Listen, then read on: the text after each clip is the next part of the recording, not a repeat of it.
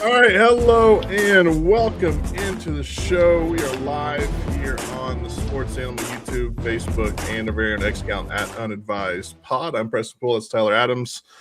Again, this is the Unadvised podcast here on this fine Sunday evening. The first time we've been able to do a show all week because they crammed, I don't know, like 8 Thunder games into 7 days, it felt like. And then a bunch of other stuff going on as well. But we're here with you. We're live. And we're going to talk about the All-Star weekend. I watched the Daytona 500 today, which kind of has a basketball tie-in as well. And then we'll talk about some college hoops. There was a certain popcorn machine that might have overshone a win in this state. And then we have a contributor to the Middle of the Day show who lost his mind after a basketball game today. So we'll talk about that as well. But first off, T-Bag, I tweeted this out before the show because you said you turned the All-Star game on and you immediately turned it off. And I said, we're either going to have you watch the All-Star game or put forks in your eyes. Which one do you choose? I got it on right now. There's LeBron. There's LeBron for everybody. I've got it on right now, but I still choose forks. I'm watching, if I'm being entertained by our conversation, Preston. Yes. If I was downstairs in my living room right now on the couch and had to entertain myself other ways, the All-Star game would not be my main source of entertainment. So I would have chosen forks. But I'll watch it right now. I don't know what's going on in this All-Star game. I saw maybe Team Stripes has to lose by 1 or win to advance. I don't know who they advance to play. Yeah. So I didn't know the All-Star game also started at 5:00 or at 4:30, whenever it was. That was news to me. That's my main complaint about everything this weekend from the NBA. Is like, I know they're in LA, which, to be honest, they should be able to start it later since they're in LA, right? For the All-Star game, they started everything. Steve Ballmer's. I glimpsed out at my. Sorry to interrupt, but I glimpsed out at my phone and Steve Ballmer's given one of these. Yeah, but they started everything this weekend at 4 p.m. What the hell? Central Time. Normally, I feel like this doesn't start till like right now or like 7 p.m. So I went over to go see my grandparents, go hang out with the grandparents for a little bit, and I came home and I got home at like 3:30, and I had one episode left on the show I'm watching, His and Hers. Have you watched it on Netflix? I have not. All right, good little miniseries. Good miniseries. I got to tell you, it's kind of messed up my brain chemistry. Not gonna lie, very very confused. Good show. Suggest it if you can't tell. I was like, all right, I'll watch this real quick. I'll be done. 30 minutes to spare before recording time, and then I got a text from my friend saying Anthony Edwards is so funny, and I was like, like what did Anthony Edwards do? So I got on Twitter to like see what Anthony Edwards say. Because I thought this was maybe in relation to the Kevin Durant burner stuff, which we can get into a little. And then I realized the All-Star game was going on. I completely missed the first game. I had no idea that it started this early. That's on. There are ways to check when the time starts, but like everyone else, I'm assuming it just started at 7:00. But nope, they're starting at 4:30. So it really just threw me off. Sorry, I was firing off a tweet. But in the lab. This whole I don't get it. I don't get it. I unfortunately had to like work a little bit yesterday, so I didn't get home until like 6:30. And everything was almost over at that point. It felt like the dunk contest, I think was halfway through. In which I get, there's not a whole bunch of people that have to do that stuff on the weekends, but it just doesn't make sense because if it's 4:00 here, that means it's 2:00 in LA that they're starting all this stuff. Why not make this prime time? Maybe the Olympics? I don't know, but we've had this happens every 4 years. I guess that could be. Yeah, that might be. Oh, because NBC has Olympic coverage. Yeah, that clicked right there for me. Yeah. You just saw two idiots' brains just realizing. Oh, but still, yeah, all that stuff. What they're showing after this game is just replays of what's happened today, anyways, from the Olympics. It's not live. It's not live from the Olympics. Yeah. Nonetheless, though, the All-Star game it's going on. It's happening. I did think it was good for Damian Lillard winning the 3-point contest yesterday after tearing his Achilles 10 months ago. That was like the first basketball he's played since then. Was the 3-point contest. I was kind of confused why he was in it, but he went on to win it. So shout out to him for winning that. Oh, he won Slam Dunk. I couldn't even tell you who won the dunk contest because I didn't watch any of it. I got on and they're like, "This is the worst dunk contest of all time." I'm like, "Well, then I'm not watching it." The dunk contest, I feel like the Blake Griffin did the last dunk that no one has ever done. It was jump over a car. Well, even like the Zach LaVine. After that, it was just like whoever else it was. That was the last good dunk contest. Yeah. Yeah. Yeah, the dunk contest. I mean, there's only so many dunks that are humanly possible. That is true. They've done them. Someone's got to do like a backflip or something. I did see Jackson Hayes try and dunk from the free throw line, except he was already like 3 feet past the free throw line when he decided to jump and dunk the ball. So that was a little embarrassing. He continues his stretch of doing embarrassing things by knocking over the Wizards mascot and then trying to do a dunk from the free throw line and just completely going way past it. So other than that, the first game that I watched, Team World and Team Stars, which would have been Team World would have been the one that Shea was supposed to be on. Team Stars is the one that Chet is on. That was a decent game because it kind of felt like they let Wemby dictate everything. Like they actually were playing defense there for a little bit. And then since then, like there was, I think, barely 30 points scored in that game. The one that's going on right now, Team World and Team Stripes. There's already like 80 total points right now, and there's still a minute left in the game. So the defense quit after the first game. And the commentators, you would think that the NBA paid them an extra, couple thousands of dollars to say, well, that's one of the reasons guys really care. That's one of the reasons I turned it off was not even necessarily the play. It was I just couldn't listen to Reggie Miller just be like, oh, look at them trying. It's like trying.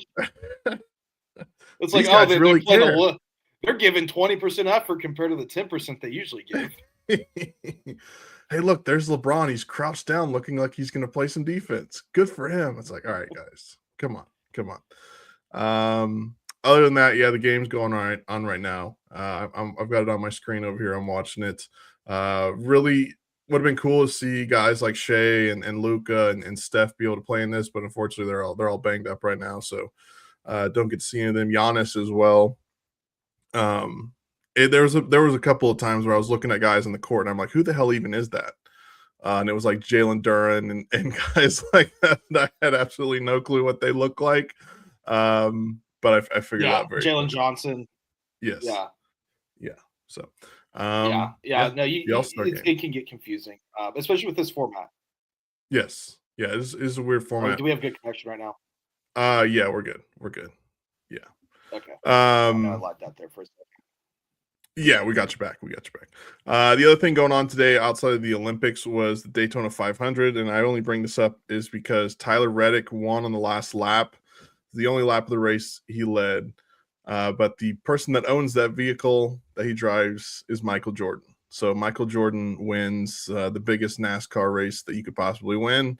And he said after it felt like he had won another championship. It looked like it. Did you see him celebrating with the pit crew? Yeah.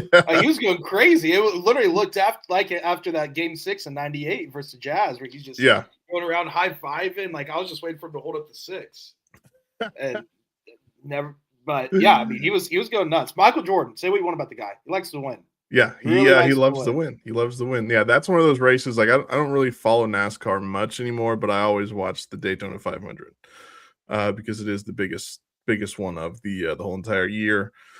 Colin Morikawa wins at Pebble Beach, and that's all the news that we wanted to now get to the real stories, which all happen to be in college hoops that I do not watch Teabag, but I did watch a little bit, and I saw some clips, and I definitely saw one clip from earlier, and that is former Cowboy, now head coach at Wisconsin Green Bay, former radio host. He was actually on with Mark Rogers on Friday.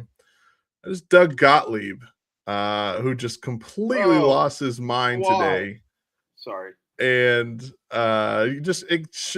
explain to us what happened in that Doug Gottlieb clip, because he was not happy. Yeah, so you tipped me off before this.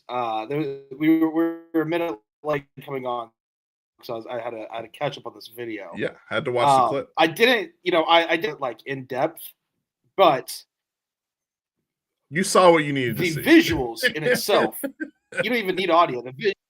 The visuals itself was just incredible. Yeah. I feel like we're on a good streak right now of college coaches ranting. We've had, Doug Gottlieb Usually just now. We had the Colorado coach. The Colorado coach saying, was the West Virginia one of the coaches they're playing in Boulder. He went off about how his team deserves to not get on a private jet home. They deserve to take the 6 a.m. Southwest flight out of DIA. That was a good one. Yeah, John Shire crying about storming the court. Typical Duke. Oh yeah, the Duke. So we're on a hot streak of college coaches really speaking their mind. Who's the UCLA guy? Mick Cronin. He bitches about everything. He after every game he bitches about something. So he's always a good post game listen, because if it's not having to fly across the country to play a basketball game in their conference, it's bitching about something. He's a small guy too. He's a small guy, so it's kind of funnier. A small bald guy. And then the other thing that took over the college basketball world yesterday happened to be inside the Lloyd Noble Center teabag. Now, it wasn't the Oklahoma Sooners, nor was it the Georgia Bulldogs, but it was that damn popcorn machine that caught a blaze and set off the sprinklers, and they had to pause the game. The sprinklers is like the icing on the cake to all of it. Yes. It was basically like, how do you sum up Oklahoma basketball this season in one picture? And it's the picture of the popcorn machine just fully on fire. It's not like it's like a fire or a little smoke. That thing was fully ablaze. And like that's how you can explain the Oklahoma basketball season. Do you think, obviously with everyone not getting hurt, do you think that the higher ups at OU were like, maybe we could just let this thing burn and get some good insurance money for the new arena? Do you think that's a thought that crossed anyone's mind? Because it would have crossed my mind. I know it crossed probably a lot of fans' minds. Heck, I even saw Trae Young was like, what the hell, new arena on the way and stuff like that. They should have just been like, hey, everyone just leave right now and wait an hour to call the fire department. Exactly. We can resume this game at like Norman North or something like that. Yeah. We're going to the rec center. But it was just I think OU went on like a 20-0 run after that. It won, right? Yeah, they did. They beat Georgia. We can talk about OSU, but I opted out of all sports yesterday, Preston. When OSU lost to TCU, I don't know what it was. It wasn't the specific loss, but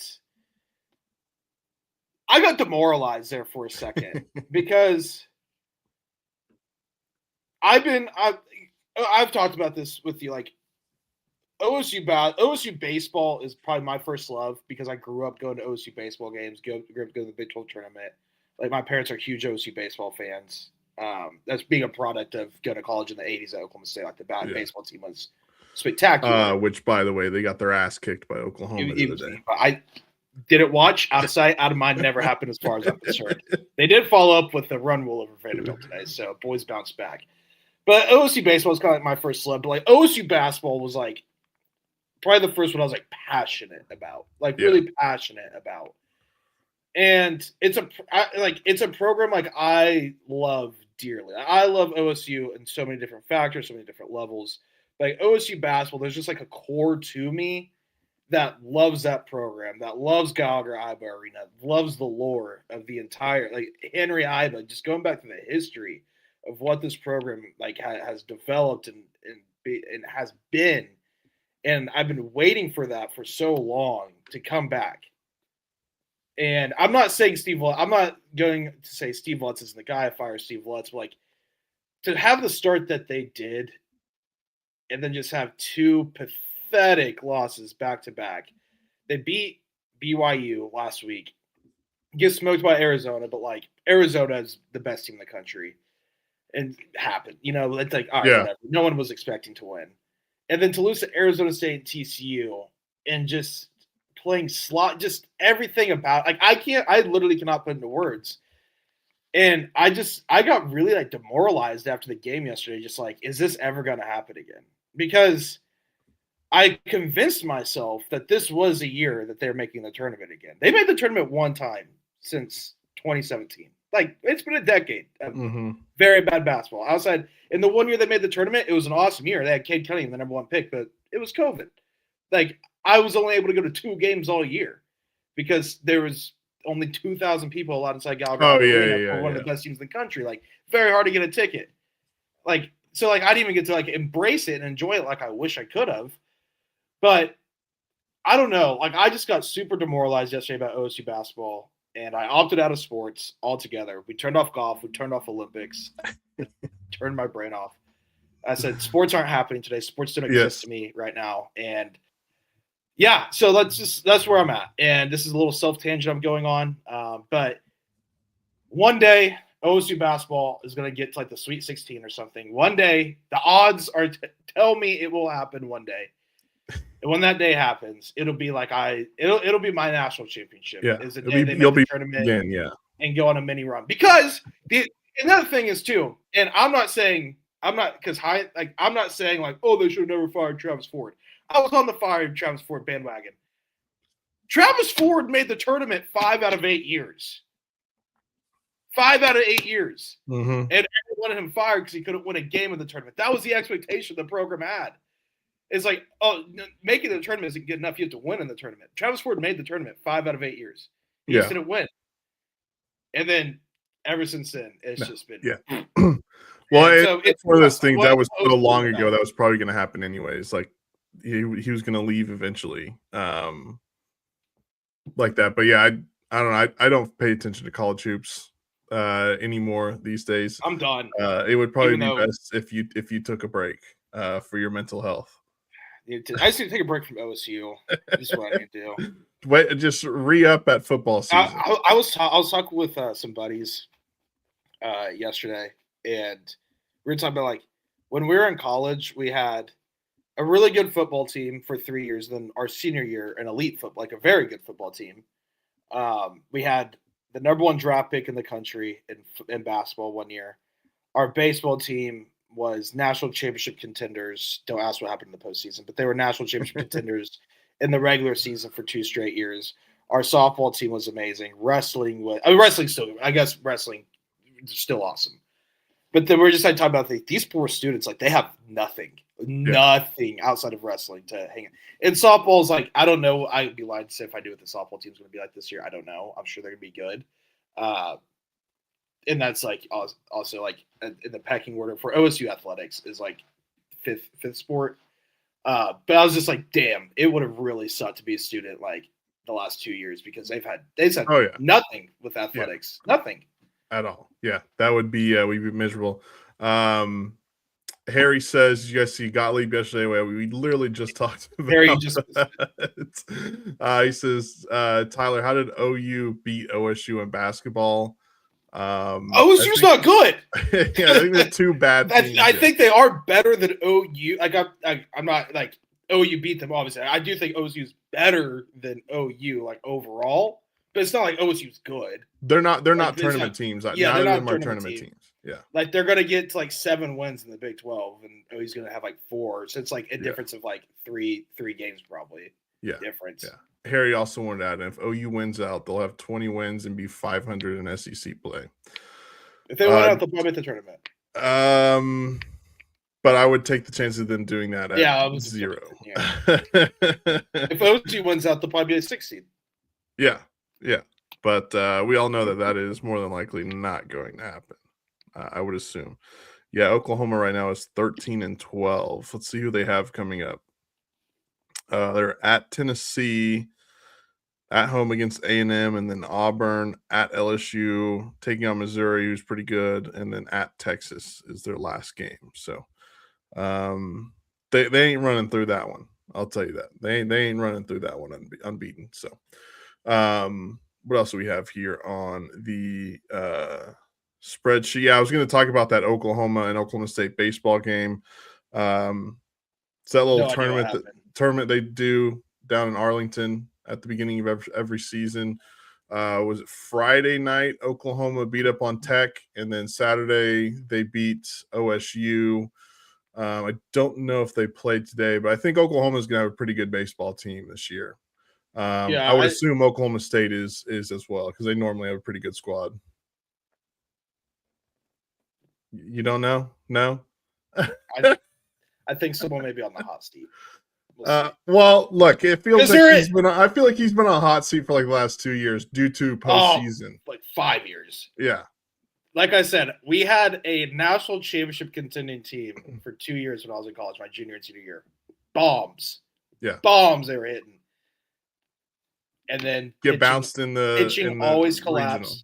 Yeah, they lost a game like, was it 24-17 in a regional? Like what the hell? That was against Arkansas in 22. I was at the game. I was like, what is going on? I don't know much about the baseball team this year. I know they're supposed to be decent. Like obviously, they are a good team. They're not preseason ranked or anything, but I do think that there's a lot of people that are expecting a lot more out of this baseball team, because there's a stadium that sits in Stillwater, Oklahoma. It's called O'Brate Stadium, and one could argue it's the nicest stadium in college baseball. Facility, nice, it's brand new, spanking new, and the program's gone downhill kind of since that stadium opened, and a lot of people are kind of like, how does that happen? Yeah. By the way, Oklahoma does play tonight. They play TCU tonight at Globe Life. So is this like a Big 12 SEC showdown, I guess? It's the Shriners Children's College Showdown. Which I guess would make sense, because Big 12 and SEC teams are like the only ones that care about baseball. Yeah, basically. Yeah, essentially, yeah. TCU, a top 10 team in the country, so that'd be a big win for OU if they're able to do that. So other than that, that's about all I had for today. It's been, obviously, the Thunder's last game was Thursday against the Bucks. They lost that one. Ousmane Dieng had the game of his life, back-to-back days. I still maintain that he will probably not be in the NBA here in a year or two. No offense, Ousmane. I hope if you're listening, he's got. Okay. I think he will be sold, because I think Ousmane's going to be the guy, but his untapped potential guy. He's going to be the untapped potential guy forever. He's going to be like 29. Everyone's like, his untapped potential. It's there. We'll see. I know there wasn't any like spot for him on OKC, so we didn't really get to see him flourish. He's going to be like the Justin Fields of NBA players. It's like, so on terrible teams, somewhere down there. Numbers. Somewhere down there. He's going to have so many rushing yards. It's going to be crazy. J-Dub obviously re-injuring that hamstring. That sucked after he literally made every basket, and then the one he missed is the one he pulled that hamstring on the other night against the was that the Lakers? Suns. It was the Suns. It was the Suns, yeah. Because he closed the door on the Lakers too the night before. Yeah, he did. That's right, in the fourth quarter. 2 days before. Yeah, I think they're all going to be healthy. Shout out Nikola Topic, by the way. That was kind of incredible seeing him play the other night. I don't think anyone would have guessed he would have played basketball this season, even at the G League level. At the G League level. Yeah, not at all. Yeah, it would probably take 9 months to a year to if he recovers. Well, I still think it's going to take him to be back to himself, a while. Yeah. Yeah, I don't think we're going to see a whole lot of Nikola Topic run. Probably play 4 or 5 minutes over. I was going to say over under 4.5 games. He sees court time. I think Thursday was an exception because he was back and they needed bodies and they needed ball handling. And did all the things that went into it. But with the Thunder, I think the next 20 games it's going to be the Remind tour. Well, yeah, because I think everyone's going to be healthy. Yeah, outside of maybe J-Dub after this All-Star break, and then kind of mesh with Jared McCain. Which I want to know your thoughts on McCain since he's played 4 or 5 games now for the Thunder. I mean, he opens up spacing and creating. It's made Isaiah Joe better for multiple. Oh, that 2 games that they had Dub back, or 3 games, however much it was, Yeah. that second unit when you had McCain and Joe out there. By the way, Isaiah Joe has been on fire. He's played some of the best basketball of his career. The best basketball, probably. It sucked. He got banged up there in that Bucks game and missed a little bit of that game, but them adding McCain to that second unit has just opened things up for really both of those guys. I got two stories before we get out of here. The first one we don't need to deep dive too much in on. Did you see, Vic Lombardi, the loser Denver media guy? Did you see what he asked? I did. Yes, I did see that. Yeah. So he was basically like pleading for him to say that the Nuggets could contend. This is like the Jim Traber of Denver sports radio. And that's not a disrespect to Jim right there. That's just like, I think this is like one of like the prominent Denver sports radio guys. Yeah. But this is like if Jim Traber and Spinozzi and Matt Pinto like all like came together to like create a crazy super fan that is also like everybody's out to get me in the Denver Nuggets. That's what they created with this guy. He asked Chet Holmgren, who's OKC's biggest threat in the West. Chet gave, the Thunder PR, really not even Thunder, just a good PR answer that everyone sees. Like, we just got to keep getting better ourselves. Whatever happens. The answer. And he's complaining that Chet didn't give a clear-cut answer. And he's like, he could have said the Spurs, Denver, Houston, maybe. Where's the gotcha question at? Because everyone's saying you're trying to get a gotcha in on him. So he's complaining, which is just hilarious because he's a loser. All the Denver media people are losers. Yeah. Is he an older man? Yeah. Oh, yeah. Okay. Yeah. That's all I needed to know.